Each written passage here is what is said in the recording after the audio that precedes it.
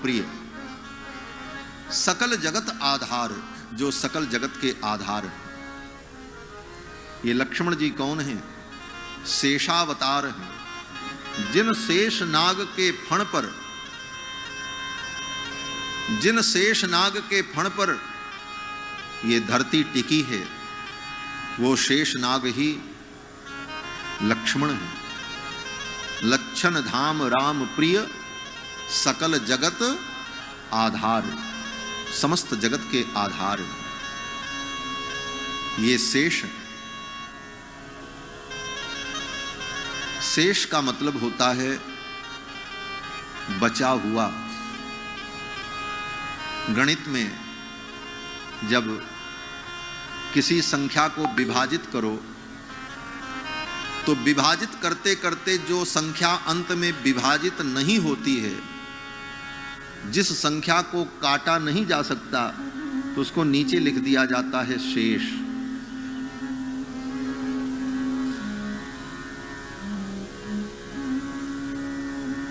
और शेष कहाँ होता है? बोले पूरी गणित लगाओ तो शेष सबसे नीचे होता, उसी पर सारी संख्याएं टिकी रहती। ये शेष है, इन पर सारा ब्रह्मांड टिका हुआ है, सकल जगत आधार। और शेष का जो विशेष अर्थ है, जो संप्रदाय सिद्ध अर्थ है, जो भक्ति मार्ग में आचार्यों ने अनुभव किया है, वो अर्थ क्या है? बोले यथेष्ट विनियोगार्हत्वम शेषत्वम। जो भगवान की इच्छा के अनुकूल विनियोग के योग्य है, उसको शेष कहा जाता है। लक्ष्मण जी सदा भगवान के लिए ही, इसलिए वो शेष है। और यही शेष सतयुग में ये शेष हैं, और त्रेता में यही लक्ष्मण हैं, और द्वापर में यही बलराम हैं, और इस कलयुग में यही शेष जी महाराज रामानुजाचार्य के रूप में प्रकट हुए, जिन्होंने सारे संसार को भक्ति का मार्ग बताया।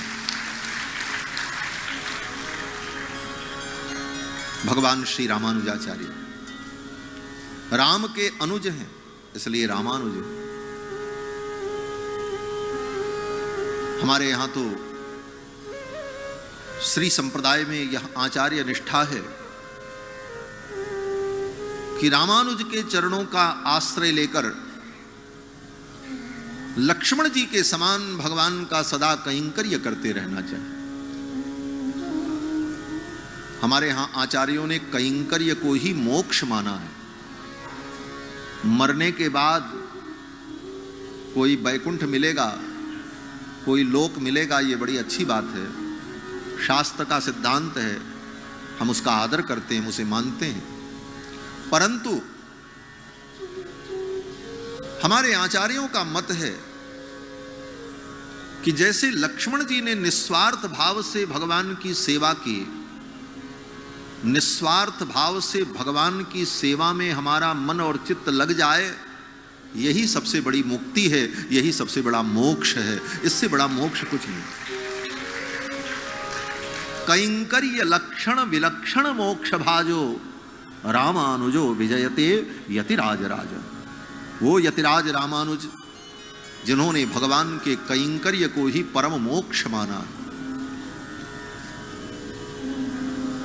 इसीलिए हमारे संप्रदाय में आपने कभी देखा होगा तो आचार्य लोग भगवान के सेवक परिकर हमेशा कमर में कपड़ा बांधे रहते हैं।